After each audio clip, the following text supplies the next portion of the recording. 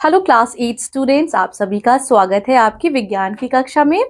आशा करती हूँ कि आप सभी अच्छे होंगे और खूब मन लगाकर पढ़ाई कर रहे होंगे। बच्चों, आज हम पढ़ेंगे पाठ 5। पाठ का नाम है पौधे एवं जंतुओं का संरक्षण, conservation of plants and animal. Plants and animal, ये दोनों ही, इन दोनों को ही इक्वल अधिकार है जितना हमें इस पृथ्वी पर रहने का, तो इनका संरक्षण भी हमारी जिम्मेदारी है। सभी सजीव किसी न किसी तरह अपने अस्तित्व और पृथ्वी के पारिस्थितिक संतुलन को बनाने के लिए एक दूसरे पर निर्भर करते हैं। उस गतिशील समुदाय को पारिस्थितिक तंत्र, इकोसिस्टम कहते हैं, और हमारे प्रकृति के लिए यह एक वरदान है। ठीक है, पृथ्वी में के जिस भाग में जीवित और निर्जीव मौजूद हैं उसे हम बायोस्फीयर, जीव मंडल कहते हैं।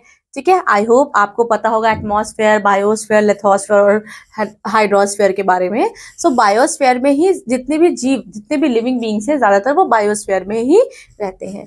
इसमें जीवित प्रजातियों की एक विशाल विविधता शामिल है जो एक दूसरे पर निर्भर करती है।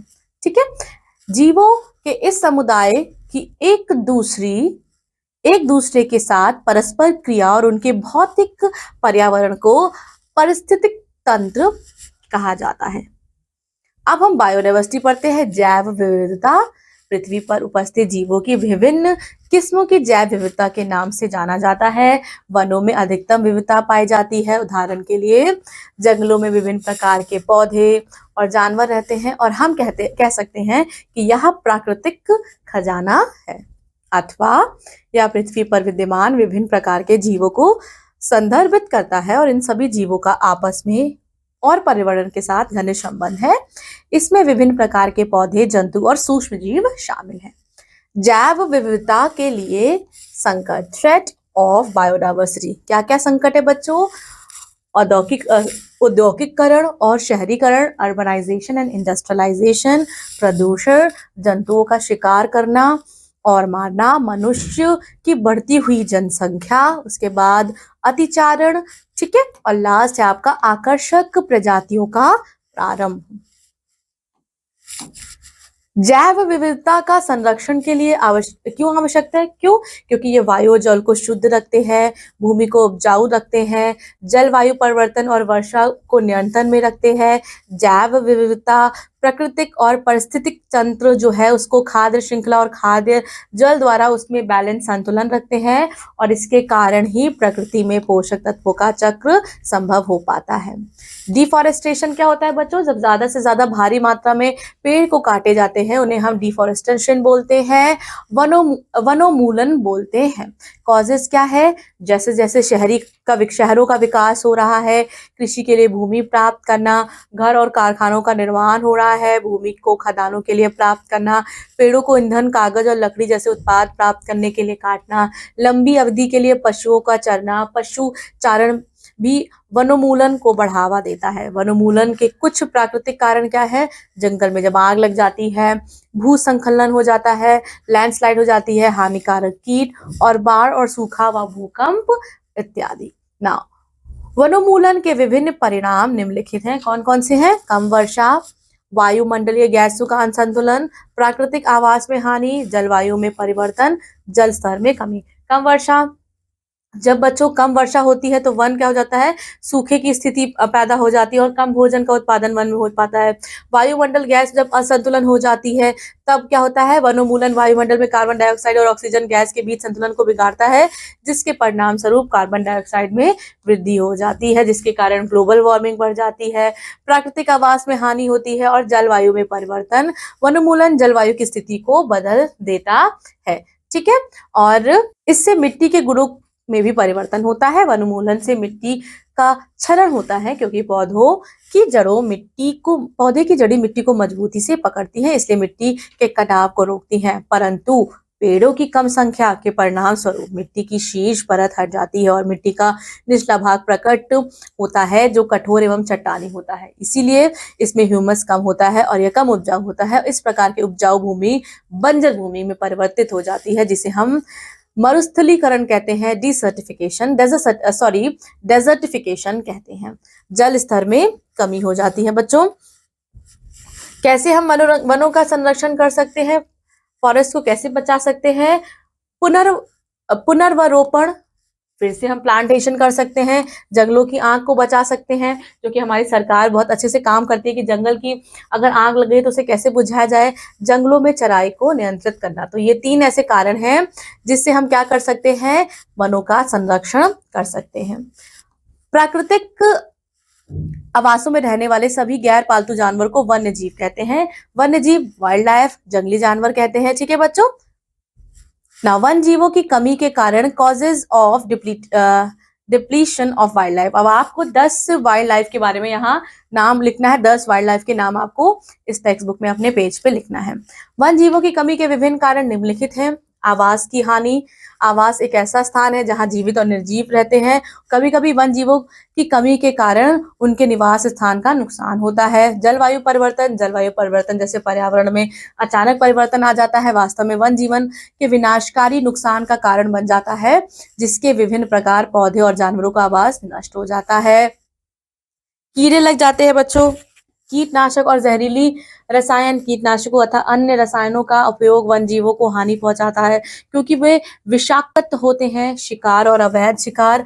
अनियमित शिकार और अवैध शिकार वन्य जीवों को नुकसान पहुंचा सकते हैं। प्राकृतिक परिघटना जैसे बाढ़, भूकंप, जो नेचुरल डिजास्टर्स होते हैं, जो अपने आप सदा आ जाते हैं, वो नुकसान पहुंचाते हैं। और प्रदूषण तो सबसे ज्यादा नुकसान पहुंचाता ही है। कैसे कंजर्वेशन कर सकते हैं वन जीवन का? भारत सरकार ने हमारी मूल्यवान वनस्पति एवं प्राणी जगत की सुरक्षा एवं संरक्षण के लिए बहुत सारे कानून बनाए हैं। सन 1971 में बना है, सन 1991 में संशोधित किया गया है, और इसके अंतर्गत अधिनियम के अंतर्गत देश के विभिन्न राज्यों में बहुत से संरक्षण क्षेत्र स्थापित किए गए हैं। वन्य जीवों के संरक्षण निम्नलिखित गतिविधियां शामिल हैं।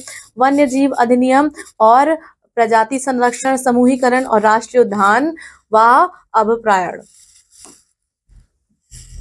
वन जीव अधिनियम विभिन्न कारणों से शिकार को प्रतिबंधित करके अजगर, हाथियों, वन्य जीवों और बघनी जैसे दुर्लभ प्रजातियों की सुरक्षा करता है। प्रजाति जो स्पीशीज है उनको संरक्षण करता है। और राष्ट्रीय उद्यान या वन जीवों के कल्याण के लिए आरक्षित क्षेत्र है, या शिकार, अवैध शिकार, चराई आदि गतिविधियों पर सख्ती से प्रतिबंध लगाता है। ठीक है। हम यहाँ भी कह सकते हैं कि पारिस्थितिक तंत्र के पूरे निकाय की सुरक्षा के लिए यह विशाल आरक्षित क्षेत्र है तथा पर्यावरण के संपूर्ण संगठनों को संरक्षण करने के लिए पर्याप्त इन्हें राष्ट्रीय उद्यान कहते हैं। क्या कहते हैं? राष्ट्रीय उद्यान कहते हैं। ये वनस्पति जात, प्राणी जात, दृश्य भूमि तथा ऐतिहासिक वस्तुओं का संरक्षण करते हैं। सतपुड़ा राष्ट्रीय उद्यान, सतपुड़ा नेशनल पार्क भारत का प्रथम आरक्षित वन है। सर्वोत्तम किस्म की टीक सगौन इस वन में मिलती है। सतपुड़ा राष्ट्रीय उद्यान की चट्टाने में आवास, शरण और कुछ पेंटिंग कलाकृतियां भी मिलती हैं। ठीक है। अब सेंचुरीज क्या होती है? अभयारण्य आरक्षित वनों की तरह ही कुछ ऐसे क्षेत्र हैं जहां वन जीवन सुरक्षित होता है। ठीक है। बहुत सारे हैं आपके, जहां बहुत सारे जानवर आप देख सकते हैं, नाम दिए गए हैं। गुलाबी सिर वाला बतख, घड़ियाल, मगरमच्छ आदि जो है सुरक्षित होते हैं। आसाम में गैंडा के लिए काजीरंगा वन्य जीव अभयारण्य, काजीरंगा वाइल्ड लाइफ सेंचुरी है। ये तालिका है बच्चों, कुछ राष्ट्रीय उद्यान है और वन्य जंतु हैं जो आप अच्छे से याद कीजिएगा। फ्लोरा और फाना क्या है? एक विशेष क्षेत्र में पाए जाने वाले पौधे और जानवरों को उस क्षेत्र के वनस्पति जगत और प्राणी जगत के रूप में कहा जाता है। वो क्या करते हैं? प्रकृति खाद्य श्रृंखला में एक संतुलन बनाए रखते हैं। ठीक है। प्रकाश संश्लेषण की प्रक्रिया द्वारा भोजन बनाने वाले स्वपोषी ऑटोट्रॉप्स होते हैं। इन जीवों में किसी एक भी प्रकार के जीव की अनुपस्थिति से खाद्य श्रृंखला जो है डिस्टर्ब हो जाती है, अव्यवस्थित हो जाती है। प्रजातियां क्या होती हैं? अनेक प्रकार की स्पीसीज, जब एक ही किसी जाति से अनेक प्रकार की प्रजातियां निकल आए। ये जनसंख्या का एक समूह है जो उपजाऊ संतानों के उत्पादन के लिए अंतर प्रजनन, इंटरब्रीडिंग में सक्षम होते हैं, और उनके अभिनिष्ट अभिलाक्षणिक गुण आमतौर पर एक ही प्रजाति के सदस्य आपस में प्रजनन करते हैं, अन्य प्रजातियों के सदस्यों के साथ नहीं। अब आप ये देख सकते हैं संकटग्रस्त अवस्था, विलुप्त प्राय। अब क्या है, कुछ प्रजातियों पे बच्चों ऐसी चीजें संकट आ गया है कि अब उनके ऊपर वो डेंजर स्पीशीज बन गई हैं, या कुछ ऐसी प्रजातियां हैं जो अब विलुप्त भी हो गई हैं। विशेष क्षेत्रीय प्रजातियां पौधों और जंतुओं की वो प्रजातियां हैं जो विशेष रूप से एक विशेष क्षेत्र में पाई जाती हैं। वे स्वाभाविक रूप से कहीं और नहीं पाई जाती हैं। एक विशेष प्रकार के जानवर अथवा पौधे एक क्षेत्र, एक राज्य अथवा एक देश के लिए विशेष क्षेत्रीय एंडेमिक हो सकते हैं। उदाहरण के लिए एक विशालकाय गिलहरी जो केवल दक्षिण एशिया में पाई जाती हैं। अब दूसरा क्या है, अति संवेदनशील प्रजातियां। इसमें उन जीवों को शामिल किया गया है जिनसे तब तक लुप्त प्राय होने की संभावना है जब तक कि इसके अस्तित्व में सुधार के लिए उपयुक्त परिस्थितियां नहीं होती। एग्जाम्पल, बाघ एक अति संवेदनशील वनरेबल प्रजाति है। वीनस फ्लाई ट्रैप पौधा एक कीट भक्षी इंसेक्टिवोरस है, पौधा है और कीट खाता है। इसकी रूपांतरित शाखाएं होती हैं जिसके माध्यम से यह कीट को फंसा लेता है, और यह एक अति संवेदनशील पौधे की प्रजाति है। अब विलुप्त प्राय ऐसी प्रजातियां जो अब पूरी तरह से गायब हो चुकी हैं। एग्जाम्पल, शेर, हाथी, जंगली भैंसा। ठीक है, जो विलुप्त होने के जोखिम में है। ठीक है, विलुप्त होने के जोखिम में है। निम्नलिखित कारणों से इनके विलुप्त होने को खतरा है। कौन कौन सा? पर्यावरण में परिवर्तन, अवैध शिकार, और वह पहले से ही संख्या में कम है। गंभीर रूप से विलुप्त प्राय प्रजातियां, इनमें वे जीव शामिल हैं जो संख्या में बहुत कम है और उनकी संख्या में और कमी आने की संभावना है। ठीक है, रेड डाटा बुक, ये आप देख सकते हैं। रेड डाटा बुक का एक आपको लोगो दिया गया है। रेड डाटा बुक ऐसी पुस्तक है जिसमें सभी संकटापन्न प्रजातियों का रिकॉर्ड है, इंडेंजर्ड स्पीशीज का रिकॉर्ड है। ये ऐसी प्रजातियां हैं जो खतरे में हैं या प्रकृति संरक्षण के अंतर्राष्ट्रीय संघ IUCN द्वारा अनुरक्षित हैं, और इनमें प्रजातियों के वैश्विक संरक्षण की स्थिति की सबसे अद्यतन नवीन जानकारी शामिल है। माइग्रेशन क्या होता है? ऐसे पक्षी जो उड़कर सुदूर क्षेत्रों तक लंबी यात्रा करते हैं प्रवासी पक्षी कहलाते हैं। प्रवास निम्नलिखित कारणों से संभव है: अचानक जलवायु परिवर्तन, भोजन अथवा अधिक रहने योग्य स्थितियों को खोजने के लिए, अंडे देने के लिए, प्रजनन उद्देश्य।